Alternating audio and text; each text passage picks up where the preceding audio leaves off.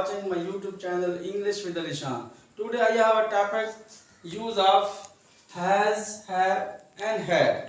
हम अपनी English language के अंदर अक्सर हैज़ और हैव और हैड का इस्तेमाल करते हैं। आज हम देखते हैं कि ये हम क्यों यूज़ करते हैं और किस जगह इनके इस्तेमाल होते हैं।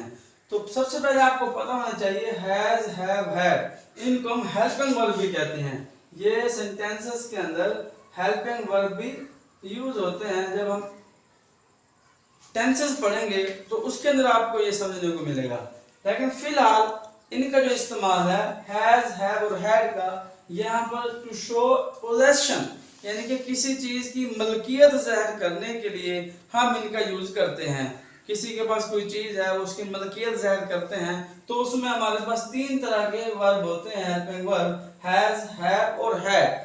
टू शो द पोजेशन, तो हम इन तीनों का इस्तेमाल करते हैं। इन तीनों में फर्क है, जो आपका प्रेजेंट टेंस होता है उसमें हैज और हैव यूज होता है, और जो आपका पास्ट टेंस होता है उसमें हैड यूज होता है। तो सबसे पहले हम हैड को पढ़ते हैं क्योंकि ये सबसे मोस्ट इजी है।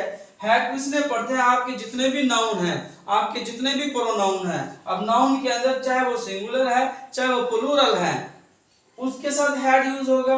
और जितने भी आपके प्रोनाउन हैं, ही हो, she, it, I, we, you, they, उन सब के साथ हम क्या यूज करते हैं, हैड यूज करते हैं। एग्जांपल देखते हैं, अली हैड फुटबॉल, अली के पास फुटबॉल थी। थी ये बता रहा है कि ये कौन सा टेंस है, पास्ट का टेंस है, क्योंकि हमें पता है जब पास्ट का टेंस होता है उसके आखिर में था, थी और थे वगैरह जैसे अल्फाज आते हैं। तो इसमें हम सेंटेंस देखें, अली हैड फुटबॉल, अली के पास फुटबॉल थी। अब अली क्योंकि मालिक का फुटबॉल का, तो फुटबॉल की मलकियत जाहिर करने के लिए हम क्या यूज कर रहे हैं, अपन हैड का यूज कर रहे हैं। इसी तरह I had book, they had computers, you had a doll. तो इसमें क्या पता चल रहा है कि डॉल, तुम्हारे पास एक डॉल है। दे हैड कंप्यूटर, उनके पास कंप्यूटर थे। आई हैड बुक, मेरे पास किताब थी। तो यहाँ पर एक तो हमें पास्ट टेंस का पता चल रहा है, दूसरा इन चीजों की मलकियत को जाहिर करने के लिए हमारे पास जो हेल्पिंग वर्ब या वर्ब यूज हो रहा है वो कौन सा हो रहा है, हैड हो रहा है। तो एक तो हम यहाँ पर हैड का यूज करते हैं। दूसरा आपके पास जो हैज और हैव है, ये याद रखें कि हमेशा प्रेजेंट टेंस में यूज होंगे। प्रेजेंट टेंस कब यूज होता है, जब किसी लफ्ज के आखिर में है आ जाए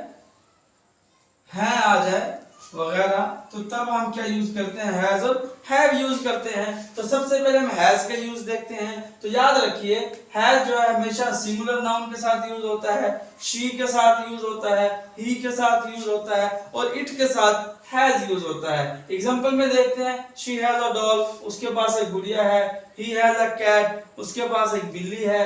Ali has a car, Ali के पास एक कार है। अब कार की मलकियत जाहिर करने के लिए, कैट की मलकियत जाहिर करने के लिए, डॉल की मलकियत, इन तीनों चीजों की पोजेशन को जाहिर करने के लिए हमारे पास जो वर्ब है वो कौन सा है, यहाँ पर हैज है। इसलिए हम हैज जो है इन सिंगुलर नाउन के साथ हम यूज कर रहे हैं। ये नाउन हो गया और ये आपका प्रोनाउन हो गया।